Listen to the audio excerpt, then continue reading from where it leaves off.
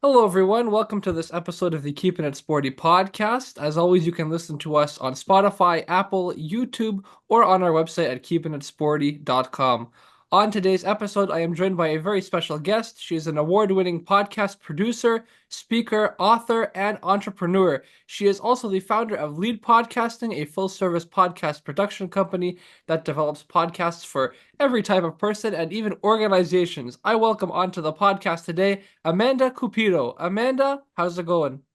Hi, I'm doing well. Thanks for having me. Oh, my pleasure, Amanda. My pleasure. Now, there is somebody else you wanted to introduce as well. Sumi? Why don't we Yes, have it's Simmy. It's my Simi? little Simi, I'm sorry. chihuahua. Simi. If Oh, you're so watching the cute. video, you will see this stuffed toy-like animal who is just perched. She's always on my lap, actually, for 90% of my meetings and interviews. So she's here wanting to take part too, but she's a silent participant. Oh, that's great. Oh gosh. Well, Yeah. it's kind of funny that you bring that up because I was actually helping someone else and doing a podcast with them yesterday, and they had a dog, and I just in the middle of the podcast I heard "Roar," and the dog just started barking everywhere, and it was Oh kind my of gosh. funny.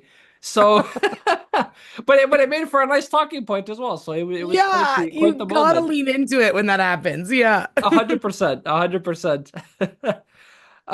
So Amanda, before we kind of delve into discussing media and the podcasting world, I wanted to talk just a little about sports, just to kind of tie it back in there. Of course. You had mentioned to me that you grew up playing certain sports as well. So why don't you describe maybe a little bit about that and tell me where you went to school, what you majored in, a little background about yourself, just to begin. Sure thing. So I grew up in the GTA area just outside of the city of Toronto. And um, my family was a big sports family. We were big fans of the Leafs, grew up watching hockey. I was also a competitive figure skater for many years, but my real love was playing soccer, and I played competitive soccer starting at like 10 years old and moved all the way up to getting a scholarship to attend Toronto Metropolitan University, which is where you and I have crossed paths. But so my background is in journalism. I went to that school and it was great because that was my first choice from a journalism school perspective. And then to be able to get the scholarship to be on the women's varsity soccer team, it was an amazing overlap. And it was just really my ideal situation. And so from a young age, I knew I wasn't going to pursue being a pro athlete, but I always knew I wanted to play on a varsity team. And so I really did get my chance with, at the time, the Ryerson Rams. And so during this time, I was studying journalism, studying radio, podcasting was becoming, it was emerging. I mean, the first podcast came out in 2004, but at this time, it was shortly after that, and I was dabbling with the medium. I made my first podcast in 2010 while I was at school, but doing an internship with a magazine. And so from a soccer perspective, it's very interesting, like the Canadian post-secondary sports situation.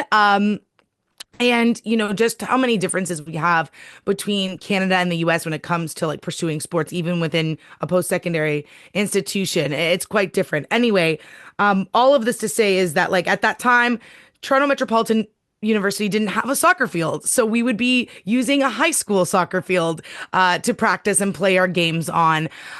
We didn't have a dedicated hockey rink for our hockey team. Now that's been fixed. But like getting green space in the city was really tough. So I was really happy to have played soccer for my first year as a varsity athlete. I then transitioned to working for the sports and recreation department for the rest of my years at the university. So lots of love for that community.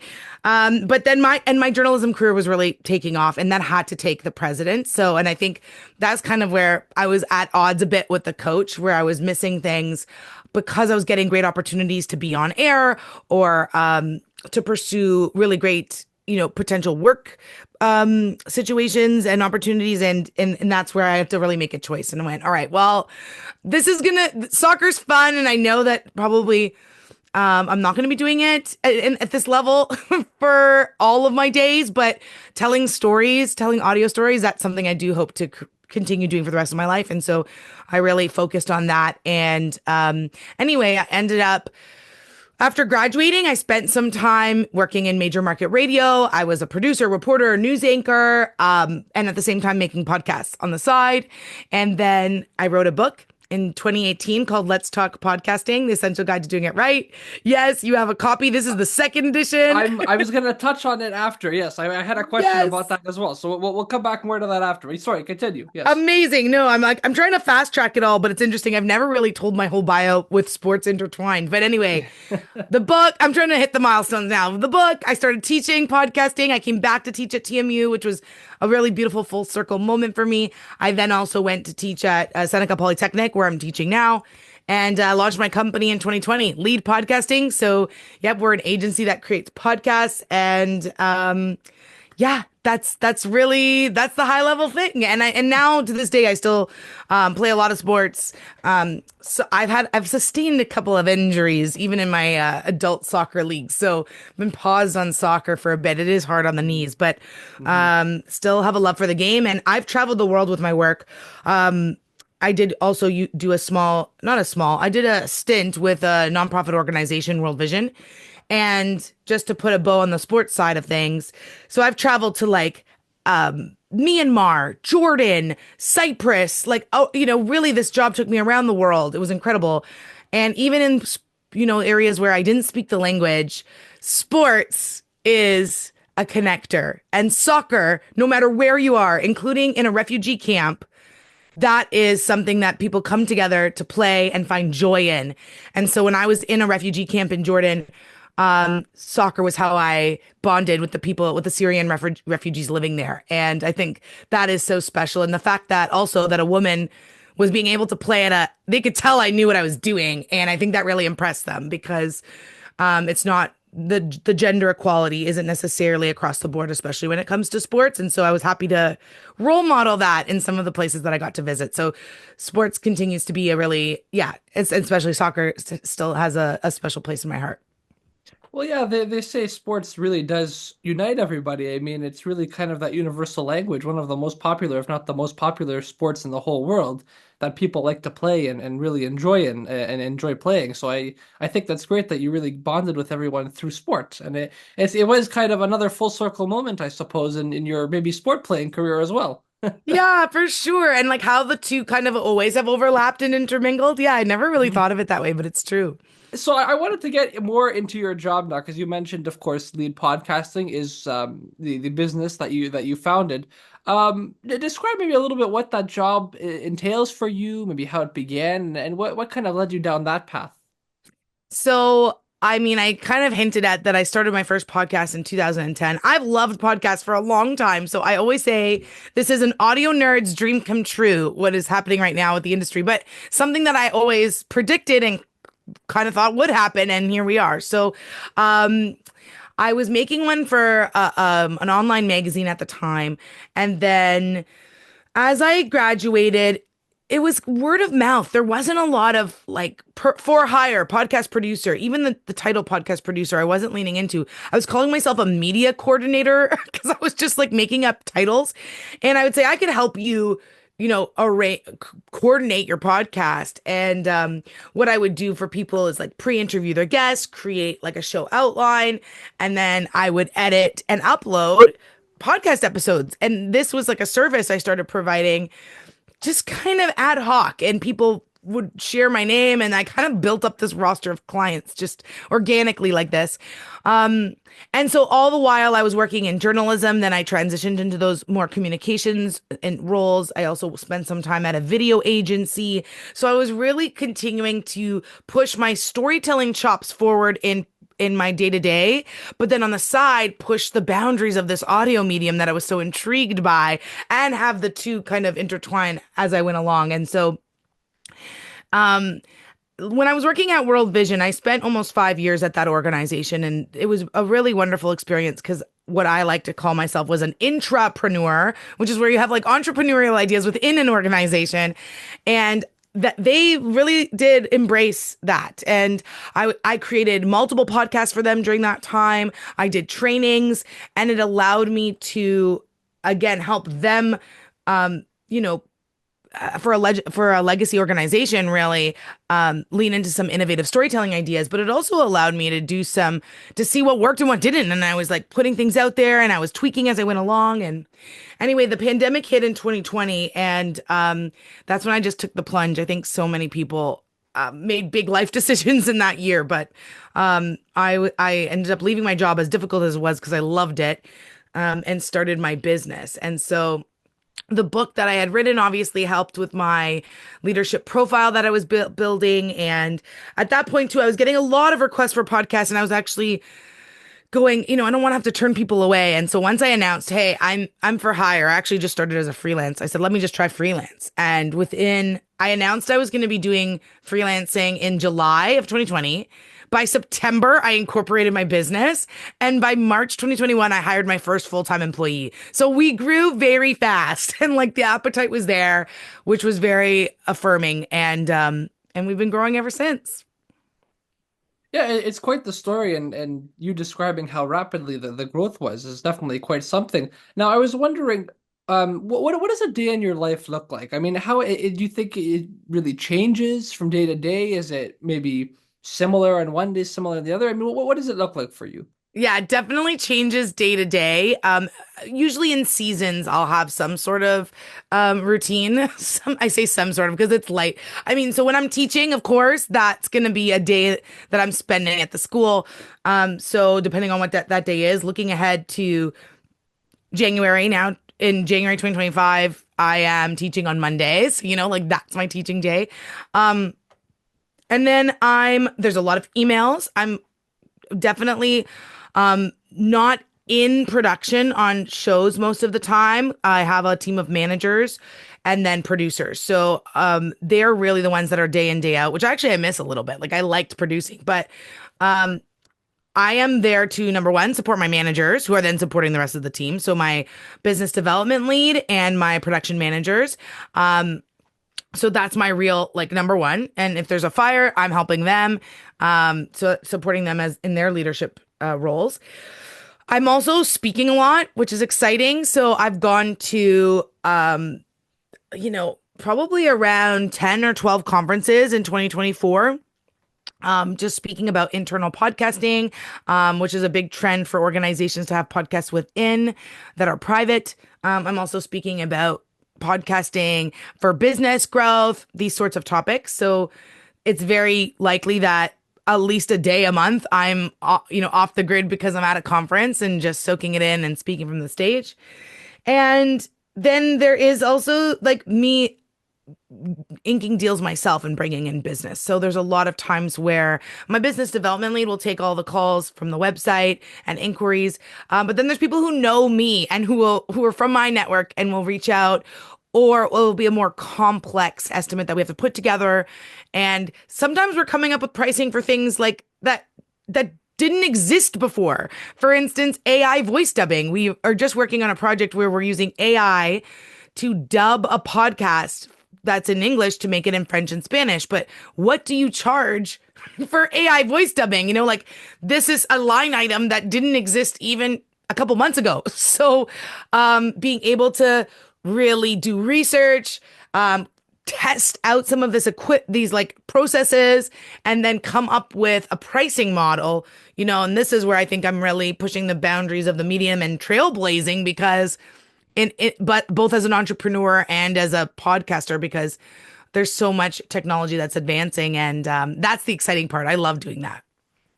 Well, it's interesting you mentioned the AI voice dubbing. So I'm not sure. A few days ago, Spotify Wrapped came out for the year, Hmm. and there was an AI feature of it, and it was a 3-minute clip, and it said powered by Google, and it was a little mini podcast episode about my song choices, and Did I you was like like, it? Did you listen to it? I did. I listened to the whole 3 minutes. I said, this is the coolest and craziest thing I've ever seen.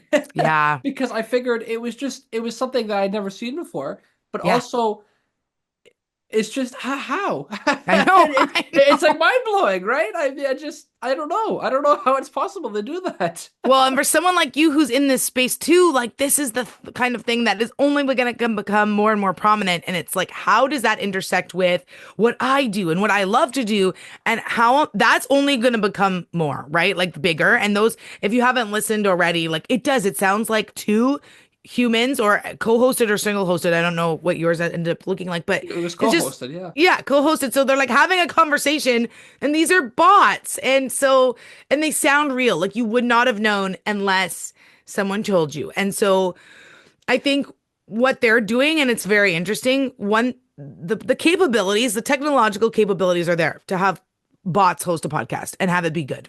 And have jokes and have personalities, like the tech is there. But this in North America, and I'm prefacing this because globally it's quite different, but in North America, audiences are not ready for that. Like socially, it's not acceptable. So if someone was like, oh, this is a human hosted podcast, this is an AI hosted podcast, which one are you choosing? People are choosing human. They might check out the AI and then they'll be like, blah, and go back to their human, right? So this is the fact that they kept it super short, the fact that they linked it to something that we knew so many people were already going to do. People love their Spotify Wrapped. This is them like toe testing the water, just dipping a toe in to see, can this make AI voices even a teeny bit more socially acceptable? And I think they've done it. Like, I think the answer is yes. You just could agree that it was enjoyable. People are talking about it. In places like Korea, this is already like widespread. They already have influencers and celebrities that are bots, and people are showing up to concert halls to see a projected bot image perform. Like, so we're a little bit behind in the social acceptance, but if you look there, we just know like it's coming. So what does that mean for audio? I mean, that's a whole other discussion. But yes, there's gonna be some big changes to the industry for sure. Yeah, and that kind of leads me into my next point or question is how has this digital and or maybe emerging technology kind of impacted your position and your day-to-day role, would you say? I think it's constantly impacting my role. Like every day, there's something that is coming up. I'm not, I am more have a positive mindset about all of this. I know there's a lot of people freaking out. And I do think that it is valid for freak out. Like it's change and changes can be scary. I get it. But for me, I think first off, I was coming out of journalism school. Like, let's like rewind. And I was coming out of journalism school when social media was becoming a thing that people started taking seriously, right? And so there were so many people who were like, Twitter is the death of journalism. People can tweet anything and publish their own things. Like everyone was scared that social media was going to take their job away or social media was going to, you know, change everything. And I really was the one who was like, well, let's just play around and see what it can do. And I was really excited by it. And I was the one who was going into radio stations and being like, oh, you don't have a Twitter account? I'll set that up for you. Actually, here's another fun fact, tie into sports.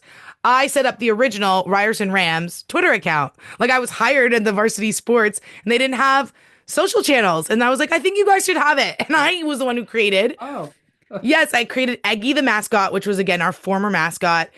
Twitter, YouTube, and Facebook page. I made that account, those accounts. I made Ryerson Rams at Ryerson Rams on Twitter, right? So like I was the one saying, I think it's time.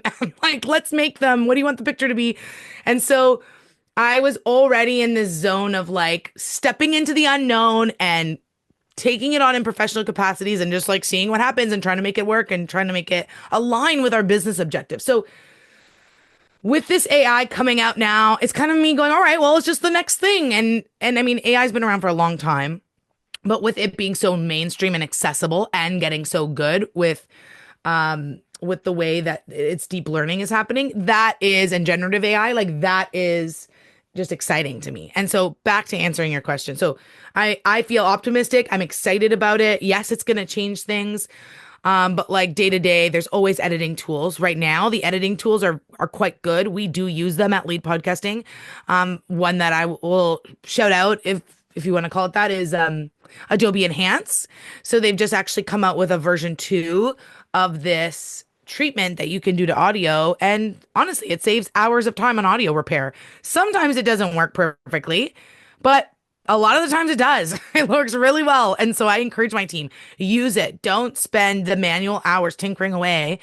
Run it through this. And if that just jumpstarts your editing process, then heck yeah, do it. Right. So that's definitely one that's part of our processes right now. And the bilingual voice dubbing is another one that's we are now getting multiple requests for this kind of work. And so those are the two that are on the forefront of my work day to day at the moment.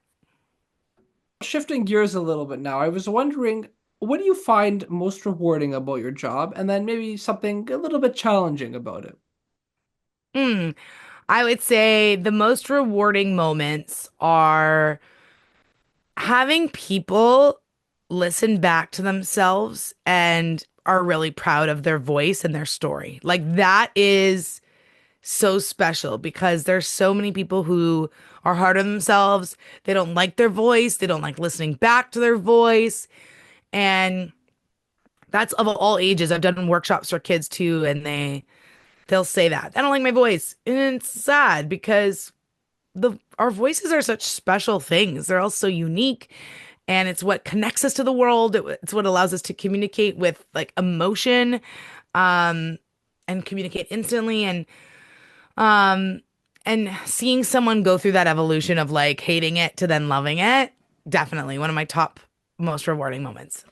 Um Challenges. I think like any creative industry, I think one of the biggest challenges that happens in podcasting, just like others, is like being able to bring someone's vision to life when sometimes there isn't a language to describe what the vision is. And so we're doing our best to serve someone's creative vision. But like sometimes you just have to go with trial and error. Like, and you can't, there's no like describing it anymore. I facilitate brainstorms and I get as much as I can out of them, which I think is, I've gotten as good as I can at facilitating these brainstorms. I feel good about my presence there, but there's still only so much I can do through conversation versus actually making a thing and being like, is this what you wanted it to sound like? So even an example of picking music for a show. You might say, I want a music that is uplifting and spunky. And then it's like, what does that sound like in a song? Everyone's going to picture that differently. Then I'm going to go pick some songs. And I've had people go, all right, I like that one. Then when we put it into the podcast and actually make the thing, they're like, actually, I hate it. And those are the kinds of creative obstacles that are going to come up no matter what. And you can talk all you want about what song and describing the words and listening to it without it being in the podcast. And then you won't know until you actually make the thing. So I would say figuring that process out and being able to support on that front, I think can be a challenging aspect of it. Yeah, certainly. I mean, when people are trying to describe what they want, it doesn't always align with Yeah. what the choice is. Oh, yeah, I can see that being frustrating when they're coming back to you a third time and they're saying, "Hey, I actually didn't really like this song so much," and Yeah. yeah, it's But part of the job. It's okay. yeah. Yeah, there's always going to be rewards and challenges, of course. I wanted to mention now, why don't we talk a little bit about your new book? So you said it was the second edition. Here, let's get the book back out here. Woohoo! I was fortunate that you gave me a signed copy, so thank you very much again. And so yeah, so it's called Let's Talk Podcasting: The Essential Guide to Doing It Right. And why don't you tell me a little bit about how this came to be here? I'll hold it up to the camera. So hang on, the camera's over here. I'll hold Dude, it up to the nice. camera so everyone, yeah, everyone can have a good look, and Thank maybe you. also say where we can get this book as well a little bit after. For sure. So the book is a second edition, as I mentioned. The first one came out in 2018. Obviously, a lot has happened since 2018. So it was a long overdue update. And so it's much meatier than my first book. I added six more chapters, but I also just like beefed up every single chapter that already existed because so much has happened, and that's exciting. I really enjoyed doing it. So the book has five parts to it, and it's for people who are interested in podcasts, just learning about them in general, but also people who might want to make them. And so we have an area talking about the foundation, just some of like the history of how we got to where we are today in the podcast industry. Then we have like what's out there, and we're looking at best practices. We're looking at um, some of the ads, the podcasts. Then we have a look ahead to what's next, a future lens of the industry and some predictions. And then part four is how to do it yourself. And that's where I get nitty gritty in talking about equipment and steps, step by step processes. And then the final part is how I did it. And so I pull back the curtain and I do a series of case studies on shows I've done and explain why I did what I did, how I did it, and then like what the results were. So I think it's a nice way to tie it all together. And then, oh, if you want to get the book, you asked me that too. Yes. So Yeah. the book is available. Well, letstalkpodcasting.com is my website that has a bunch of links, but really you could get it on Amazon globally. You could get it at a number of places locally as well, across Canada and the US. But I would say just like search your favorite book provider and see if it's there. It likely will be. But if not, you know that it's being sold on Amazon, and there's an ebook available as well through Kindle and Kobo. And the audiobook is coming out this week, coming up. So very, very soon, audiobook Wow. will be released. Yeah. Through Audible. Yeah. So for years, women in this industry have been underrepresented. How do you think the media industry can create more opportunities for women to feel more included and to work in this field? What a big question. I It is a mean, big question. I'm sorry, I that's kind no, of. it's amazing. And I'm so glad you're asking that. I came up in talk radio, which was definitely and still is a male dominated part of the industry. And so I think certain parts of the industry are better than others. Um, and so in the talk radio space, I was the first woman to be a program director at a talk radio station in Toronto, and that was in 2021. Like that's wild, Yeah, but that's that's the reality. And so being able to make some acknowledge that, hey, we've never had a woman in this role ever in this entire city. Like, what are, and having people to really do some self reflection and awareness building, because I think there's actually just like a lack of awareness sometimes around it. That's step one, awareness. But also I also reported, this is another sports tie. I was a sports reporter for News Talk 1010, the first radio station I was working at. And as a woman, I was one of very few, and this has also evolved in some pockets, but not the others, as a woman sports radio reporter. So, going into locker rooms and being part of the scrums for players. And like at that time, Don Cherry came out and said women shouldn't be allowed in men's locker rooms to be part of those scrums. And that was wild to me too, because I was saying, what? We're still here? And at this time, this was probably, oh gosh, maybe 2012, maybe 2011, around there. Maybe 2012 or 2013. Okay, I'm just estimating. But that wasn't that long ago. Like, we shouldn't have. I can't believe that was an actual debate. And at that time, when I was trying to get into those locker rooms or getting in there, I didn't even think that was up for debate. I thought we were already beyond that, like women can be sports reporters. And yet, so again, it's like, I think just acknowledging where we're at realistically, and then is step one, the awareness. And that's why I'm so thankful you asked the question, because that helps with this, even just me answering this question, because people don't ask that they don't go down that line of thinking. In podcasting, I would say it is still slanted to being, and also now we're looking at, it's hard to track because we've tracked gender roles in such a traditional way. And so actually, if you look at some of the podcast stats, you'll see some include a non-binary category even, some don't. So it's even hard to get accurate numbers of like what does this look like? So I'm eager to see how that evolves and how we can even really get into like, what does this landscape truly look like?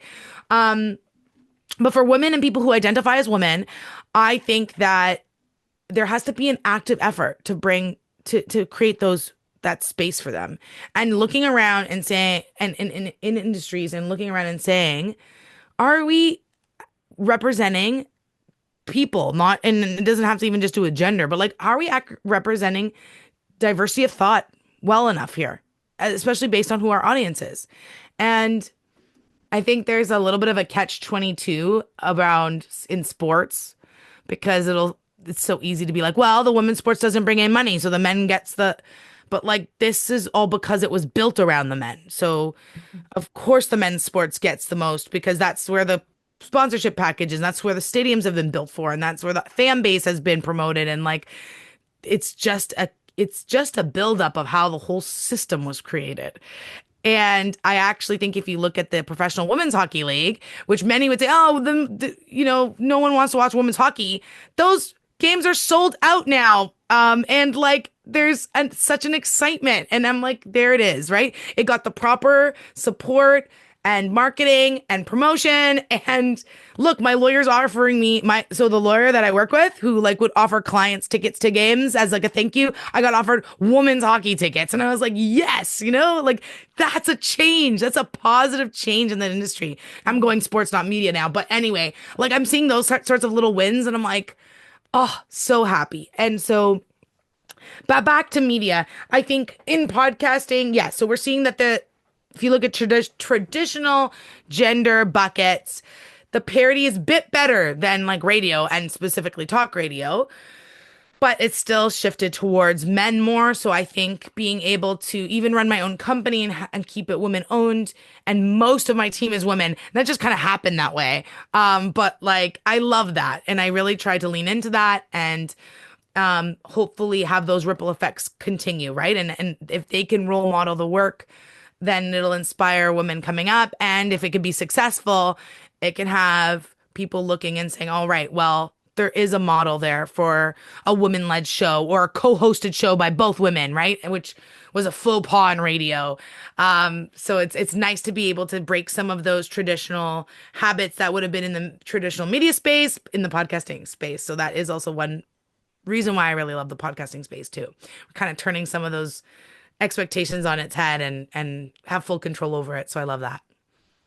Well, you mentioned about the women's sports, which I was going to get into as well, about how now they have the funding, now they have the media. They're selling out. I mean, with the PWHL, we had the Toronto Scepters, the PWHL Toronto team last year play at the Mattamy Athletic Center. Now they're in Coca-Cola Coliseum. Who's stopping them from Yeah, going to Scotiabank Arena next year? They're I selling hope. out crowds. Like Yes. this is really amazing. This is what a lot of people have been pushing for many years now. And now the WNBA in a few years is coming here as well with the Toronto Temple, the new basketball team. And Yeah. so it's expanding at this really great rate. And then so you look at stuff like that and you're saying great, but you look at other things in the world and you're saying, well, how is this going to continue to increase? And I think that's the biggest thing right now is how are we going to continue to keep women as the focus and get more media attention on them to create this equality that a lot of people are pushing for. The issue is there's still a lot of people out there that have that, shall we say, traditional mindset that don't want Yeah, this as well. bias. That's Yeah. that's the issue, right? And And it it's takes just time. it Like takes time. changing minds Yeah. takes time. Like it's also generational. So you're a generation I have so much hope for, right? Like as your consumption habits are going to change things as you become the majority and grow older and pass that along to your peers and next of kin. And like I'll call one other thing out just because we talked about post-secondary sports in Canada. Like let's just think about how they make the games, right? The women play first. The time that's harder to get to, the time where it's like 6 o'clock, but the men's team always plays second. That is an example of the systemic problem, right? That's it. We've given the time slot to the men's team always. Doesn't even matter what sport. Across this country, women play first. And it's like, why? Have we ever just thought why? Can we actually give women just one sport? What if we just let them be the second game for volleyball? Can we start there? Okay, so there's my challenge to any sports executives listening who might be able to impact the scheduling. But it's small changes like that would be like maybe even unnoticed to the average person attending or like looking at things, but those are little shifts that subconsciously ultimately help shift people's minds. So Still a long ways to go, but I hope that we continue to build with these like small wins. So it's good. It's nice to see. You know, you're so right, and it's something that the average person, and even myself, now that you're bringing this up, I didn't think of that before. You're Hmm. right. The women play at 6 o'clock, and the men play at 8. The women play at 2 o'clock, the men play at 4. And it's something that you don't think about. But what if it was the opposite? What if the men played at 2 and the women played Hmm. at 4, and people from the men's game stayed to watch the women's game rather than Yep. vice versa? Would things change? And that's really an interesting point you bring up. So I'm really glad you brought that up actually, because Thank you. that's Yeah. very important as well to highlight. I definitely agree. Yeah. Hmm. Yeah. So moving into my final question now, what advice would you give to someone wanting to pursue a career in this area? I would say make stuff. Don't overthink it. Just go out and make stuff. And I think I had this, the media was different when I was coming up and experimenting. And there was a little less pressure because it just all was a little more hack, if for lack of a better word, like less polish. Instagram wasn't even in existence when I was in university. So like there was there was less pressure to make everything look perfect and get 1,000 likes on every single thing I post. And that freedom was so liberating. And that's what allowed me to just try stuff. You should have seen the wild things I made. Like, just random little slideshows with music. I would like putting out little audio montages. Like, I was just creating. And that's what allowed me to not only flex my like creative muscles in my brain and understand what I was even capable of and what I liked. Um, but it also helped me figure out what worked and what didn't. And I think right now we put a lot of pressure on ourselves. And I see it even with people who are trying to make a podcast, overthinking, getting caught up in analysis paralysis. It's got to be perfect. And that is what will hold you back. You got to just create. And even if 5 people see it, who cares? Make something else, right? And go. And podcasting specifically is so accessible. You can publish a podcast for free. You can broadcast to the world for free. Do it. Do it. And I'm so happy you are. I'm so proud of you for what you've built here. And I just think that there's a lot of your peers, which I'm sure you'll see. No, I mean it. And they don't take the plunge. They have all the resources available to them. They're in a broadcast program with the tools, the techniques, the support, the teachers, and they still don't take the plunge and make a podcast. And so, I would just say like create, go off and wildly create stuff and see what sticks. So that would be, yeah, my big piece of advice. Well, thank you on that as well. I appreciate that. I agree. It's back maybe even 30 years ago, people wouldn't have had these opportunities to create. And now it's so easy. It's right at your fingertips. And why don't more people create? I totally agree. I think it's such a positive thing that people have to Yeah, take advantage of. Definitely. exactly. You said it best. That's really, yeah, perfectly said. Well, listen, Amanda, thank you so much for coming on the Keeping It Sporty podcast today. I really appreciate it. It is truly an honor to have you on and to share all these stories and to have a wonderful chat today. So thank you so much, and I really admire the work that you're doing. Thank you. I really appreciate the kind words. And you didn't bring it up this interview, but I think it should be brought up, which is that you are an award-winning podcaster now. And so you're the recipient of the Lead Podcasting Award at Toronto Metropolitan University. And I'm so delighted that this award went to you. Could not think of a better winner this year. So congratulations. And I can't wait to continue to follow what you make. Well, thank you so much. I really appreciate it, and I'm also, like I said to you many times, I'm honored and very humbled to have received it. So thank you so much. I really appreciate it. You're welcome. Okay, bye. Okay, take care. All the best again with your business and everything, and we will definitely talk later. Sounds good. Keep me posted Okay, how everything goes. sounds good. Thank you. Take care, Amanda. Bye.